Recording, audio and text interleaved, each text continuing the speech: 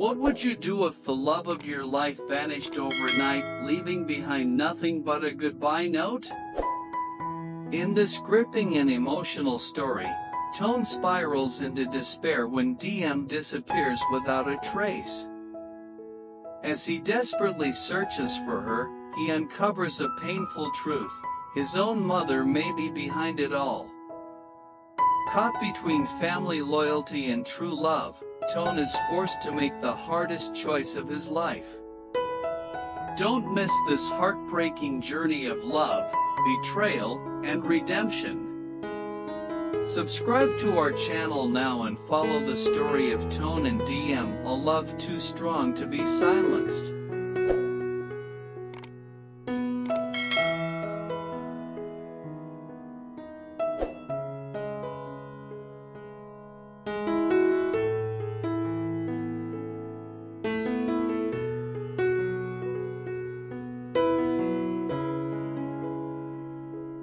The morning sun filtered softly through the curtains, casting a golden hue across the quiet living room. Everything seemed normal, too normal. The ticking of the antique wall clock echoed like a countdown in Toan's ears as he entered the room, still half drowsy from sleep. He reached for his phone but paused when his eyes caught a neatly folded piece of paper resting alone on the dining table. His name was written in Diem's delicate handwriting. A strange chill prickled down his spine. He unfolded the letter, his hands trembling slightly. The words were simple, too simple. "I'm sorry. Please forget me." His mind went blank. At first, he laughed, thinking it was a joke, some silly test of his love. But as the seconds stretched into minutes, his smile faded. No contact, no goodbye kiss, not even a call. Just a scrap of paper and a void where her presence once was. No, this can't be," he whispered, backing away as if the letter might explode in his hands. His chest tightened with panic. He called her phone, no answer. Again. Voicemail. Again. "The number you have dialed is currently unavailable." The room began to spin. He dashed upstairs to their bedroom. Her clothes were gone. The drawer where she kept her journals, empty. Her perfume, usually lingering in the air, was faint like a dream slipping away. He stared at the empty space where her suitcase once stood, and realization came crashing down like a thunderstorm. She was gone. But why? Toan didn't waste a second. He grabbed his car keys and ran out the door like a man possessed. His heart pounded against his ribs, desperate and wild. He drove straight to the first place that came to mind, the park bench where they'd first kissed under the rain. Empty. Next was the coffee shop where she always ordered chamomile tea with extra honey. The barista shook her head with a polite smile. Haven't seen her in days. He clenched the steering wheel, jaw tight with frustration. He visited their favorite bookstore, the riverside spot where they used to stargaze, and even the little family-run noodle shop Diem loved. No one had seen her. No one knew anything. Each "I'm sorry" and "maybe she's just taking a break" felt like another knife twisting in his gut. By afternoon, exhaustion and dread began to creep in. Was she running from something? From him? Toan drove to her aunt's house, her closest relative in the city. But the aunt hadn't seen Diem either and looked just as shocked. "You two were inseparable," she said, shaking her head. "Why would she leave like that?" That was the question tormenting him. Why would Diem walk away from everything they had without a word? As the sky darkened and city lights flickered on, Toan found himself parked in a lonely lot, staring into the distance. He gripped the letter in his hand so tightly it began to crumple. His voice cracked as he whispered, "Where are you, Diem? Why didn't you tell me?" There was only silence. And in that silence, the weight of her absence crashed down on him, heavy, raw, and unbearable. Something wasn't right. This wasn't like her. She wouldn't leave him, not without a reason. And somewhere deep inside, a nagging thought began to take root.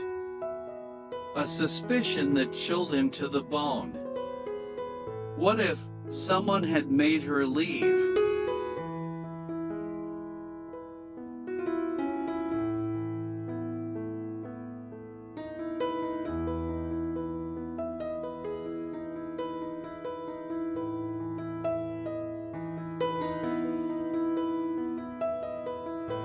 The next morning, Toan hadn't slept a single minute. His eyes were bloodshot, his voice hoarse from yelling her name into the wind the night before. He sat at the edge of his bed, the letter still clenched in his hand like a lifeline.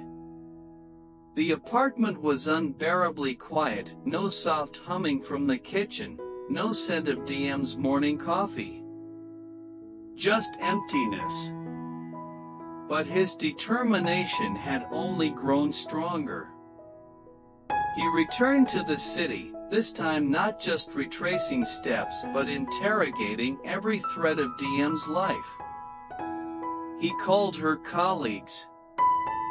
Most hadn't seen her in days, assuming she had taken leave. A few expressed surprise. "Didn't you two just celebrate your anniversary?" one asked. Yes, they had. 3 nights ago, she had looked him in the eyes, whispered, "I'm the luckiest girl in the world," and fell asleep in his arms. There had been no sign. No trembling hands, no distant eyes. Nothing to prepare him for this. He went to her best friend's house. Tao opened the door in shock. "She left you," she gasped. "Are you kidding me? She never said a word to me." Toan rubbed his temples. "Think harder. Anything strange in the past week? Anyone she argued with? Anyone who called or visited her?" Tao hesitated. "No. Wait. She seemed a little off after meeting your mother last weekend. Said she felt unwelcome. But she didn't want to talk about it." The mention of his mother sent a cold rush through his veins. He hadn't even considered it, had refused to. But now, the pieces slowly began to form a darker picture. His mother had always been distant with Diem. Polite, but never warm. Critical, even when unspoken. It was the kind of disapproval wrapped in silk, delivered with smiles, but poisonous nonetheless. Toan's heart pounded. He remembered catching a glance between them at dinner last week, something sharp, unspoken. Diem had looked away quickly. Was that the moment it started? He drove straight home, not caring that it was nearly midnight. The house was dim and quiet. He found his mother sitting on the veranda, sipping tea as if nothing in the world was amiss. Her elegance was undisturbed. But Toan didn't care for etiquette now. "Where is she?" he demanded, voice low but dangerous. Baham looked up calmly. "Who?" "You know who. DM. What did you say to her?" His mother sighed, setting her cup down with precision. "I told her the truth." "What truth?" he barked. "That she would never belong here," she said coldly. "That marrying into this family means more than love and sweet words." She was naive. "I did what I had to do." Toan's chest tightened. "You threatened her?" "I warned her," she corrected. And clearly, she was wise enough to listen.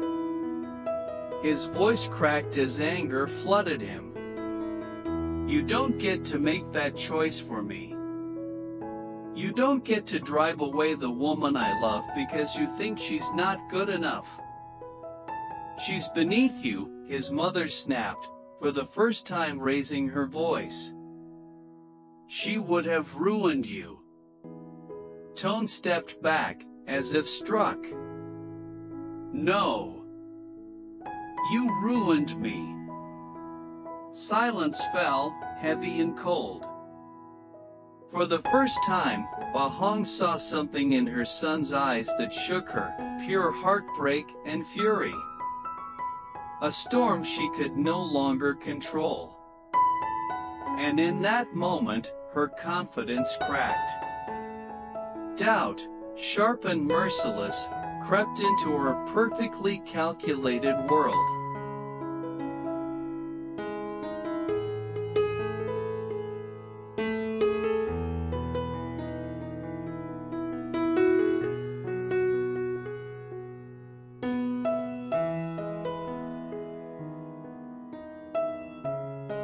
The silence between mother and son stretched like a chasm, wide and irreparable. Toan stood there, his fists clenched at his sides, the veins in his neck pulsing with emotion. His mother's composed face, the same one that had once soothed his childhood fears, now looked foreign, unfamiliar, like a stranger wearing his mother's skin. "I trusted you," he said quietly, his voice trembling. "And you used that trust to destroy the one thing that made me feel whole." Baham looked away, her gaze fixed on the moonlight glinting off her teacup. "I only did what I thought was right."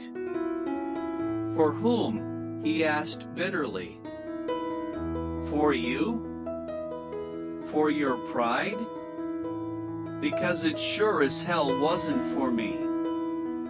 She didn't respond. Toan took a shaky breath. His heart felt splintered, like glass underfoot. Every memory with DM replayed in his mind, her laughter, her hand in his, her voice trembling when she told him she never felt accepted. He hadn't listened closely enough then. He thought love would be enough. But love, it seemed, had to fight against forces far colder and sharper. "You don't know what you've done," he whispered. "You didn't just break her, you broke me." With that, he turned and walked away. "Where are you going?" his mother called, her voice less confident now, laced with a tremor she couldn't hide. "To find her," he said without turning back. "Even if I have to search every corner of this country." "But she left you," she said, almost pleading. She chose to leave. No, he said, pausing at the doorway. You made her choose. You gave her no other way. He slammed the door behind him. The next days were a whirlwind of travel and desperation. Toan contacted old friends of Diem's from her hometown, combed through train station footage, even checked guest registries at rural homestays where she might have gone to escape. Every road led to silence. Until one night, in a dusty roadside town miles from the city, he met an old woman who ran a flower stall. She glanced at the photo he showed and smiled kindly. She bought lilies from me 2 days ago. Said she was heading up the mountain. Toan's heart surged.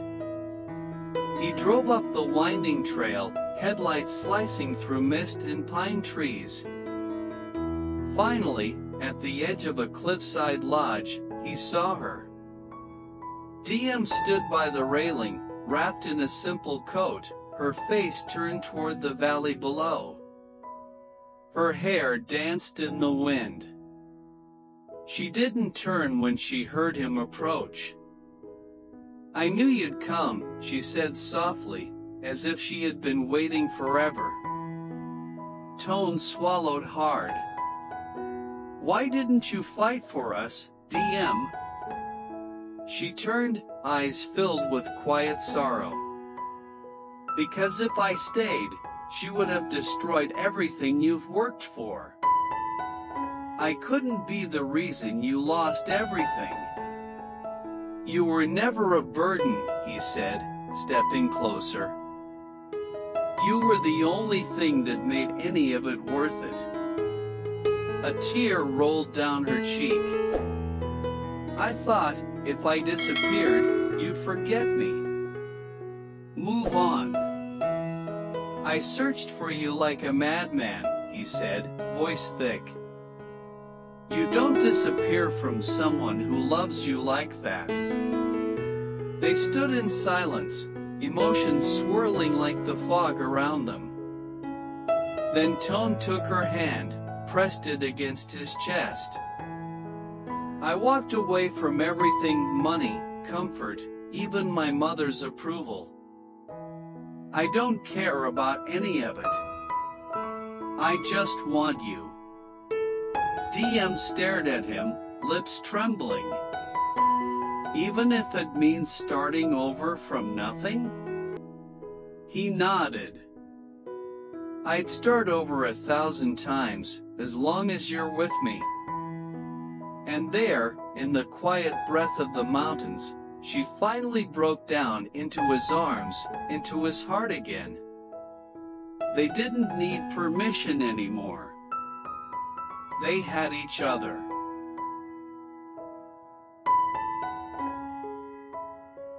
Hello, xin chào tất cả khán giả của kênh Lý Tu Diem review. Rất vui vì hôm nay lại được gặp lại các bạn trong bộ phim ngày hôm nay. Và phim ngày hôm nay có rất là nhiều tình tiết mới, đặc biệt là việc Diễm đã quyết định nhằm để Toàn trang trại mà không cho Toàn biết. Và Toàn thì rất là đau khổ khi đến trang trại của Diễm đâu chỉ có thư chào tạm biệt của Diễm. Anh không hiểu điều gì đang xảy ra mà không biết rằng tất cả xấu xa gây ra cho Diễm và việc Diễm bỏ đi này đều là do mẹ anh ở phía sau. Liệu rằng Toàn có tìm ra được nguyên nhân vì sao Diễm bỏ đi hay không, và Toàn có biết được người đứng sau tất cả thực sự là mẹ mình hay không? Tất cả sẽ được tiết lộ ở các tập tiếp theo, sẽ được phát sóng vào lúc 6 giờ sáng hàng ngày giờ Việt Nam trên kênh Lý Tu Diem review.